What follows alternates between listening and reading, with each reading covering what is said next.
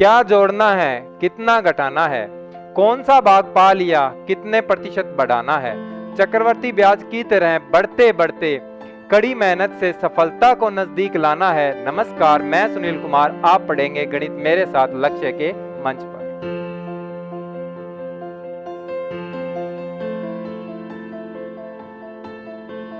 नमस्कार, तेज हरियाणा के फटाफट 25 बड़ी खबरों के इस बुलेटिन में आपका स्वागत है। यदि दोस्तों आपने अभी तक भी हमारे चैनल को सब्सक्राइब नहीं किया तो सबसे पहले सब्सक्राइब कर दें और बेल आइकन भी साथ में दबा दें ताकि हर अपडेट आप तक सबसे पहले पहुंच सके।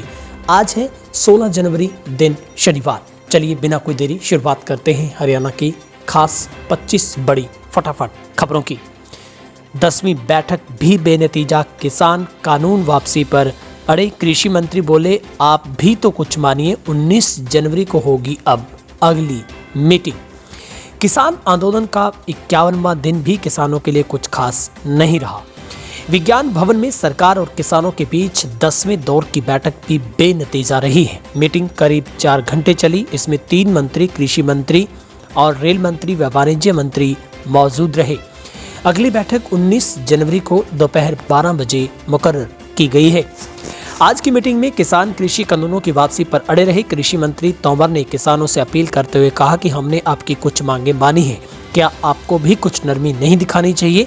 तोमर ने कहा कि कानून वापसी की एक ही मांग पर अड़े रहने की बजाय आपको भी हमारी कुछ बातें माननी चाहिए। मीटिंग के बाद कृषि मंत्री ने बताया कि हमने कहा है कि अगली मीटिंग से पहले किसान चाहे तो एक अनौपचारिक तौर पर समूह बना लें, सरकार से उनकी अपेक्षाएं क्या हैं इस पर बात करें। वो कोई मसौदा बना कर दे तो सरकार खुले मन से बात करने को भी राजी है। उनकी बहुत सारी शंकाओं की हमने पहचान की है, उन्हें दूर करने के लिए लिखित प्रस्ताव भी दिया है, लेकिन वो प्रस्ताव उन्हें मंजूर नहीं था। इस वजह से बातचीत चल रही है। अभय चौटाला ने फिर भेजा इस्तीफा। 3 कृषि कानूनों के विरोध में इनेलो नेता और एलनाबाद से विधायक अभय सिंह चौटाला ने अपना संशोधित इस्तीफा विधानसभा स्पीकर को ईमेल के जरिए भेजा है। शुक्रवार को सुबह ही पार्टी के पदाधिकारियों ने विधानसभा सचिवालय जाकर सशर्त इस्तीफा सौंपा है। इसके बाद अभय चौटाला अम्बाला से ट्रैक्टर यात्रा के लिए रवाना हुए। इनेलो के प्रधान महासचिव अभय चौटाला ने कहा है कि एसवाईएल को लेकर हुए आंदोलन के दौरान भी चौधरी देवीलाल और डॉक्टर मंगल सेन ने इसी तर्ज पर विधानसभा से इस्तीफे स्पीकर को भेजे थे, तब उन्हें स्वीकार कर लिया गया था। फिर मौजूदा स्पीकर को इस्तीफा स्वीकार करने में क्या हर्ज है। उन्होंने दोहराया कि इस्तीफा मंजूर नहीं होने की स्थिति में 27 जनवरी को ट्रैक्टर पर सवार होकर विधानसभा जाएंगे और वहां स्पीकर से व्यक्तिगत रूप से मुलाकात भी करेंगे। कृषि कानूनों के विरोध में हरियाणा कांग्रेस का चंडीगढ़ में प्रदर्शन। हुड्डा, सैलजा व सुरजेवाला सहित कई कांग्रेसी हिरासत में। केंद्र सरकार द्वारा लागू किए गए कृषि कानूनों के विरोध में हरियाणा कांग्रेस के विधायकों व नेताओं ने शुक्रवार को चंडीगढ़ में राजभवन तक रोष मार्च निकाला। इसी बीच चंडीगढ़ पुलिस ने पूर्व मुख्यमंत्री हुड्डा, कांग्रेस अध्यक्ष कुमारी सैलजा व रणदीप सुरजेवाला समेत दर्जनों नेताओं को हिरासत में ले लिया। करीब 2 घंटे की कागजी कार्रवाई के बाद चंडीगढ़ पुलिस ने तमाम कांग्रेसियों को रिहा कर दिया। कांग्रेसी कृषि कानूनों को वापस ले जाने की मांग पर राष्ट्रव्यापी कार्यक्रम के तहत आज सड़कों पर उतरे। चंडीगढ़ के सेक्टर 9 स्थित कांग्रेस मुख्यालय में पार्टी के नेताओं व कार्यकर्ताओं को संबोधित करते हुए कांग्रेस अध्यक्ष कुमारी सैलजा ने कहा कि वे केंद्र सरकार ने पूंजीपतियों को लाभ देने के लिए ही इन कानूनों को लागू किया है। उन्होंने कहा कि कड़ाके की ठंड में धरने पर बैठे किसानों की मौत हो रही है, सैकड़ों की संख्या में किसान बीमार पड़ रहे हैं। इसके बावजूद मोदी सरकार कुछ लोगों के हितों के लिए पूरे देश के साथ खिलवाड़ कर रही है। हरियाणा विधानसभा में नेता प्रतिपक्ष हुड्डा ने कहा कि सरकार इन कानूनों को लागू करने से पहले एमएसपी की गारंटी का कानून भी लेकर आए। उन्होंने कहा कि विधानसभा में इस मुद्दे पर अविश्वास प्रस्ताव लाया जाएगा, जिसके माध्यम से प्रदेश सरकार बेनकाब होगी। हुड्डा ने कहा कि हरियाणा सरकार अपने विधायकों और प्रदेश की जनता का विश्वास खो चुकी है।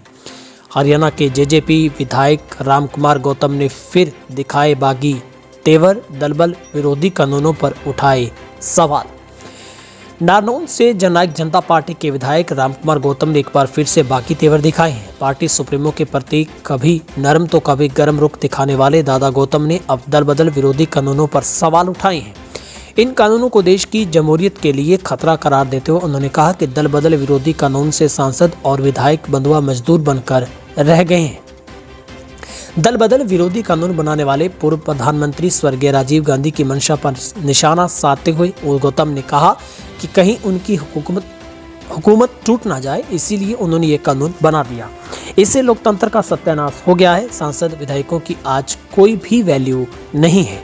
खुद को विधायक बनाने का श्रेय डिप्टी सीएम दुष्यंत चौटाला को देते हुए उन्होंने कहा कि मेरे तो सिर्फ 35,000 वोट थे, जबकि मुझे मिले 73,000। इनमें से 38,000 वोट उन्होंने ही दिलाए। इस तरह मैं भी उनका ही बनाया हुआ विधायक हूँ। हालांकि पार्टी की आंतरिक व्यवस्था पर तीखे बोल बोलते हुए गौतम ने कहा कि एक परिवार तक सिमट कर रह गई है। सारी पावर दुष्यंत चौटाला के पास है। सरकार में केवल उन्हीं की पूछ है और भी एमएलए हैं, लेकिन उन्हें कोई नहीं पूछ रहा। पार्टी बनाने में मेरी भी अहम भूमिका थी, लेकिन आज मेरे पास कुछ भी नहीं है। कृषि कानूनों को लेकर विपक्ष गुमराह करने का कर रहा प्रयास, धनखड़ ने दिया बयान। कृषि कानूनों को लेकर गुरुग्राम, फरीदाबाद, रेवाड़ी, महेंद्रगढ़ सहित प्रदेश के 11 जिलों के प्रमुख बीजेपी कार्यकर्ताओं की बैठक शुक्रवार को सिविल लाइंस स्थित स्वतंत्रता सेनानी भवन में आयोजित हुई। प्रदेश अध्यक्ष ओम प्रकाश धनखड़ ने की इसकी अध्यक्षता, जहां पर बैठक से विशेष रूप से इस बार विधानसभा का चुनाव लड़ने वाले कार्यकर्ताओं के साथ ही सभी जिलों के अध्यक्ष व महामंत्रियों को आमंत्रित किया गया था। बैठक में प्रदेश अध्यक्ष ओम प्रकाश धनखड़ ने कृषि कानूनों को लेकर संवाद किया। सभी से कहा कि आप कृषि कानूनों को लेकर बेहतर तरीके से स्वयं पढ़ें, फिर लोगों के बीच जाएं। जब तक बेहतर तरीके से जानकारी नहीं होगी, तब तक लोगों को बेहतर तरीके से समझा नहीं सकते। विपक्ष लोगों को गुमराह करने का प्रयास कर रहा है। कोरोना पर अब फाइनल चोट, हरियाणा में वैक्सीनेशन की तैयारियां हुई पूरी। आखिर वह समय आ गया है जिसका सभी को बेसब्री से इंतजार था। कोरोना पर अंतिम वार के लिए हरियाणा अब तैयार है। शनिवार को टीकाकरण शुरू हो जाएगा। प्रदेश की कोविशील्ड की 2,41,500 डोज और कोवैक्सीन की 20,000 डोज मिली है। पहले चरण में 1,90,000 हेल्थ वर्कर को ही वैक्सीन दी जाएगी। साल में करीब 67 लाख लोगों को कोविड-19 वैक्सीन देने का लक्ष्य निर्धारित किया गया है। स्वास्थ्य विभाग की ओर से टीकाकरण के तमाम बंदोबस्त पूरे किए गए हैं। सर्वाधिक फोकस एनसीआर के गुरुग्राम में फरीदाबाद पर है। गुरुग्राम में 44,950 तथा फरीदाबाद में 22,620 डोज भेजी गई हैं। इसी तरह हिसार में 21,770, करनाल में 13,000, अंबाला में 12,000, जींद में 10, रोहतक में 10 और सोनीपत में भी 10,300 डोज भेजी जा चुकी हैं। नौकरियों में हरियाणा के युवाओं को 75% आरक्षण देने में राजभवन का अड़ंगा हुआ दूर। हरियाणा की निजी कंपनियों और उद्योग धंधों में स्थानीय युवाओं को 75% नौकरियां देने के कानून पर राजभवन द्वारा लगाए गए अड़ंगे को भाजपा जजपा सरकार ने खत्म कर दिया।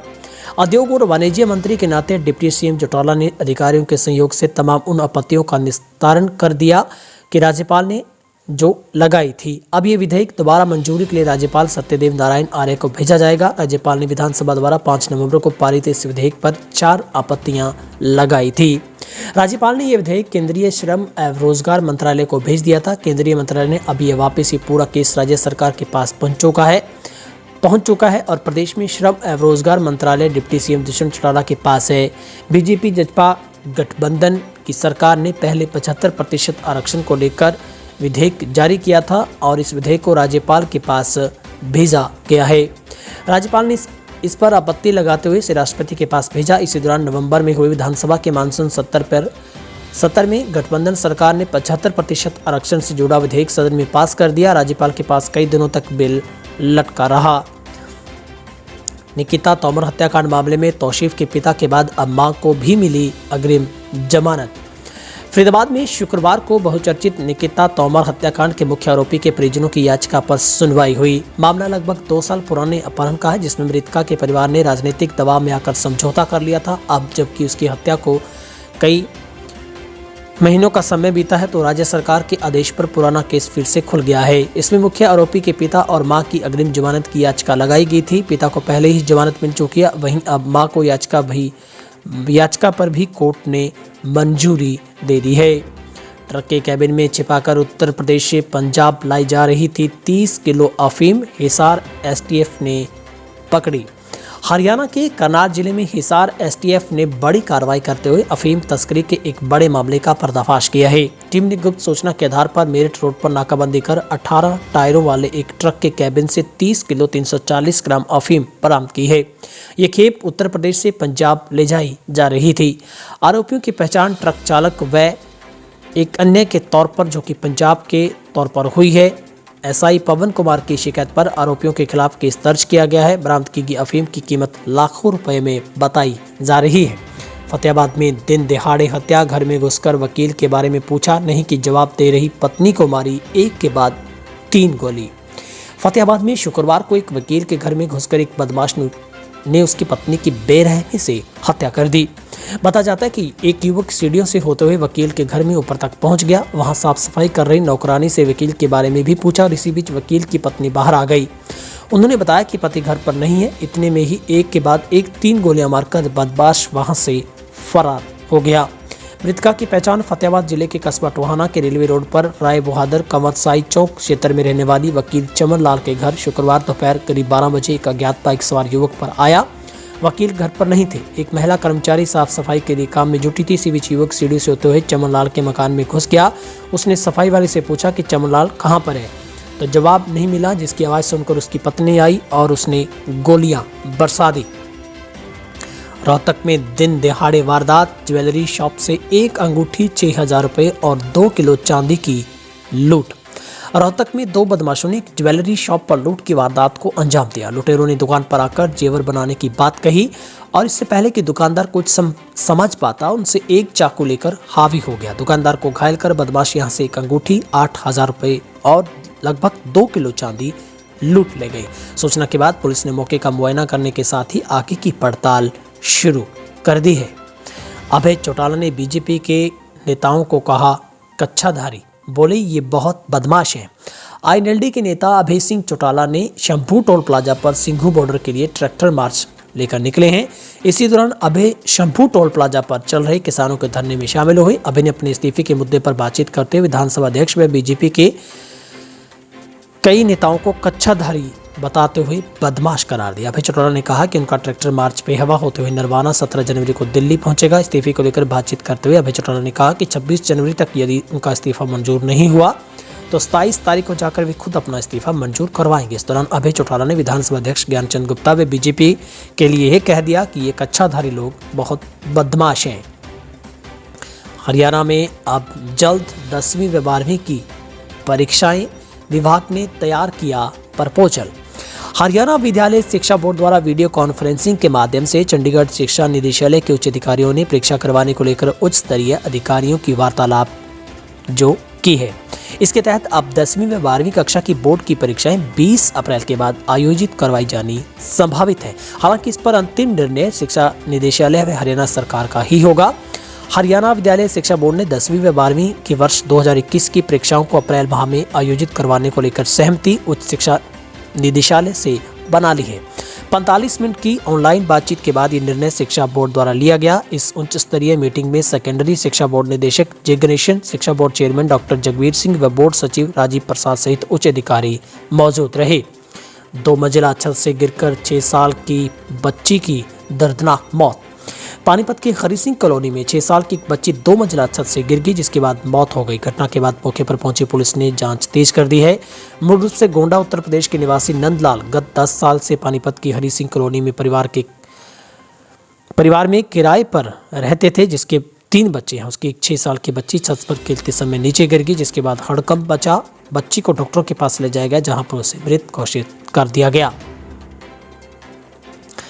किसान आंदोलन में महिलाओं का ऐलान, वापस नहीं जाएंगी, यात्रा में भी रहेंगी साथ। किसान आंदोलन के 50 दिन पूरे हो चुके हैं। जमा देने वाली और कंपा देने वाली शीतलहरों के बीच कुंडली बॉर्डर पर किसानों के साथ महिलाएं, बुजुर्ग लगातार डटे हुए हैं। सरकार के बाद अब सुप्रीम कोर्ट ने महिलाओं व बुजुर्गों को वापस भेजने की सलाह किसानों को दी, लेकिन महिलाओं ने साफ कर दिया है कि वापस नहीं जाएंगे। वे यहां से परिजनों के साथ न केवल बॉर्डर पर डटी रहेंगी बल्कि ट्रैक्टर परेड में भी उनके साथ रहेंगी। सरकार को यदि इनकी इतनी ही चिंता है तो तीनों कृषि कानून वापस क्यों नहीं ले लेते। दिल्ली की सीमाओं को 50 दिनों से सील किए बैठे किसान अब 26 जनवरी को प्रस्तावित ट्रैक्टर परेड की तैयारियों में जुटे हैं। परेड में भाग लेने के लिए पंजाब हरियाणा के लगातार किसानों के जत्थे कुंडली बॉर्डर पर जुट रहे हैं। खास बात यह है कि पहले से ही जहां किसान आंदोलन में महिलाओं की भागीदारी देखी जा रही थी, वहीं अब पहले से ज्यादा संख्या में महिलाएं यहां पहुंच रही हैं।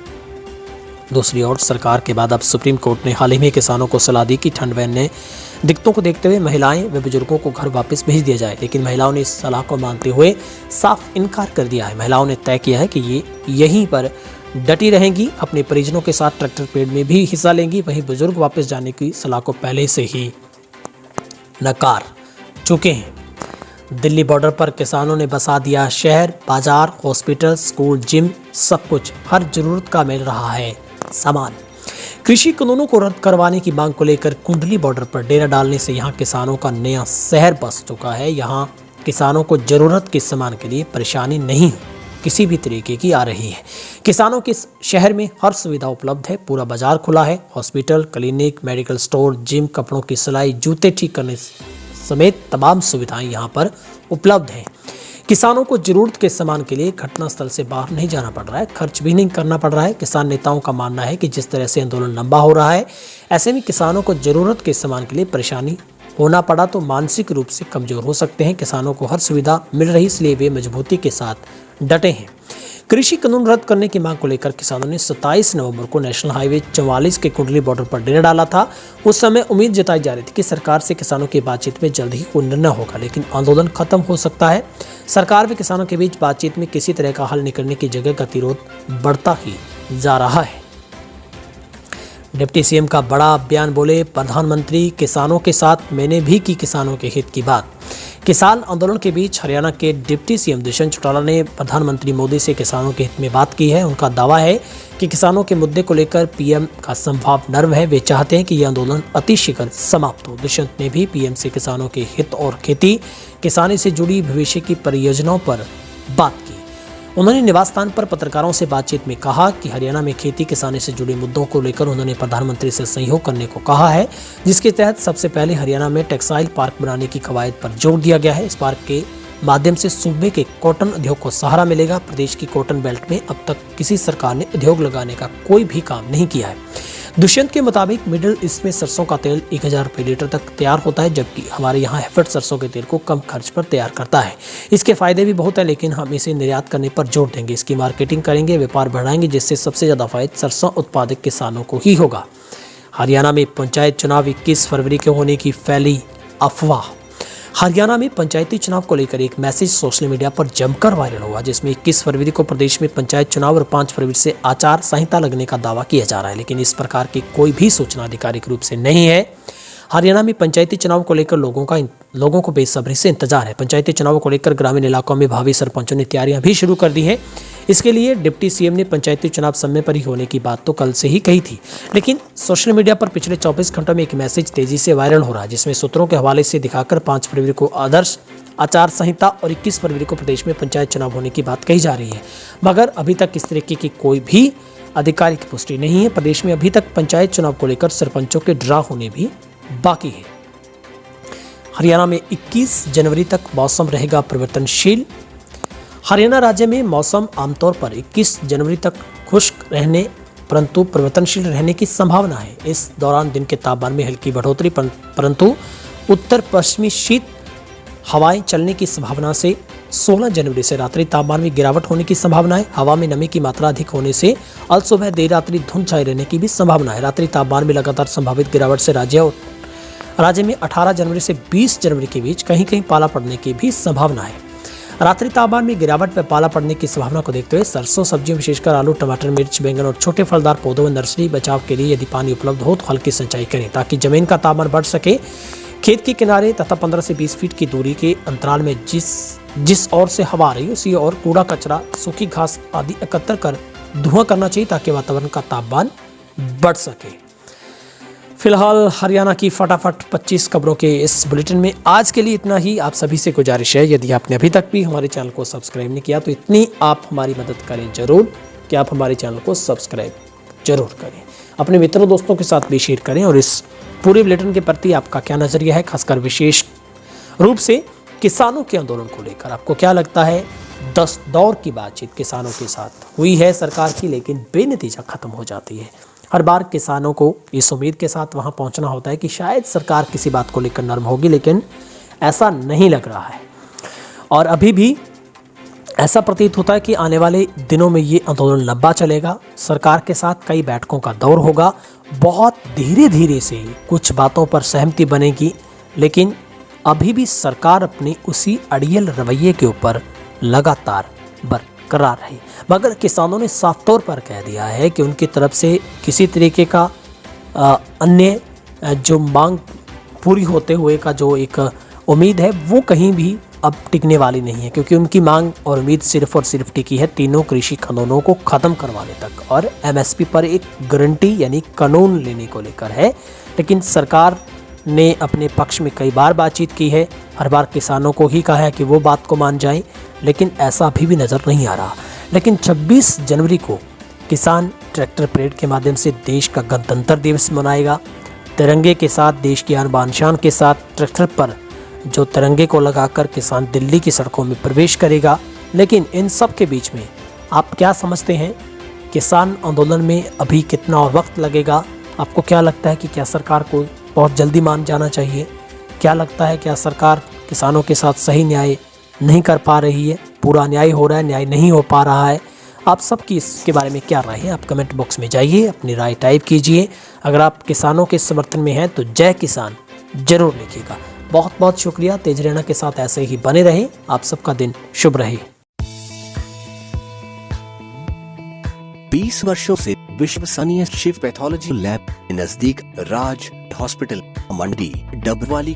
आपका कोई भी टेस्ट, चाहे कैंसर, थायराइड, बेल अर्जी, कोरोना या फिर पूरे शरीर की जांच, बस एक बार सेवा का मौका जरूर दें। याद रखें, शिव पैथोलॉजी लैब नजदीक राज हॉस्पिटल मंडी डबवाली।